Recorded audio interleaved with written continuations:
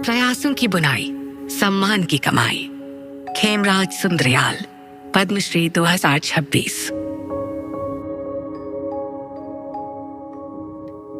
हजारों की उम्मीद और उनकी जीविका के मार्गदर्शक हैं खेमराज सुंदरयाल, जिन्हें सब स्नेहवश गुरुजी कहते हैं। खेमराज जी का जन्म 1943 में पौड़ी गढ़वाल में हुआ था। आर्थिक अभाव के कारण उन्होंने बचपन में बहुत कठिनाइयों का सामना किया। मैं जब पढ़ रहा था तो एक दिन संत कबीर जी के बारे में जागा। उनका बड़ा नाम है और हम इतनी किताबें पढ़ती हैं उनके, तो मैं तो उन्हीं के जैसा काम सीखूंगा। मैंने ठान लिया कि मैं बुनकर बनूंगा।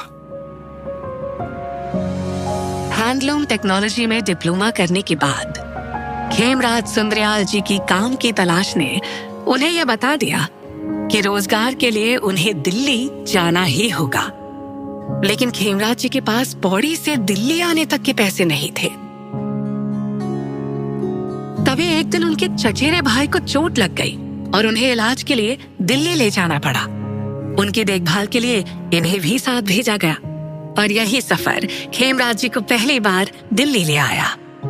दिल्ली क्लॉथ मिल में काम करने के बाद खेमराज सुंदरयाल बुनकर सहायता केंद्र में कार्यरत हो गए। 9 से 10 साल गुजर गए। काशी के बुनकर सेवा केंद्र में खेमराज जी की मुलाकात एक टेक्सटाइल आर्टिस्ट SV निकम जी से हुई। उन्होंने इनकी प्रतिभा को पहचान कर इन्हें केंद्र से लौटने के बाद आर्टिस्ट लोगों के लिए टैपेस्ट्री बनाने की सलाह दी। उन्होंने मुझे 175 रुपए दिए लूम खरीदने के लिए।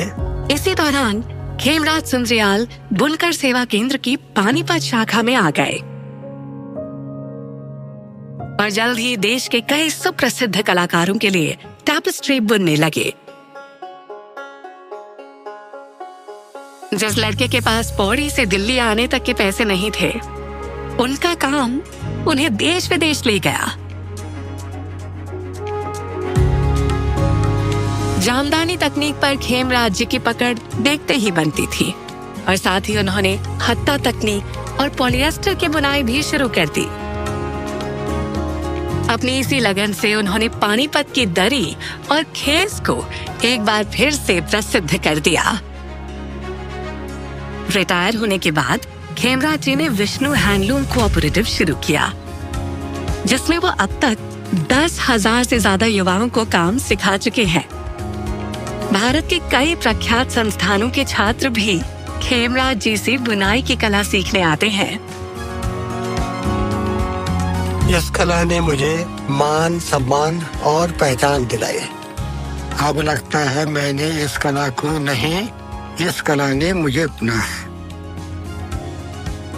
खेमराज सुंदरयाल, पद्मश्री 2026। कोटि कोटि नमस्कार।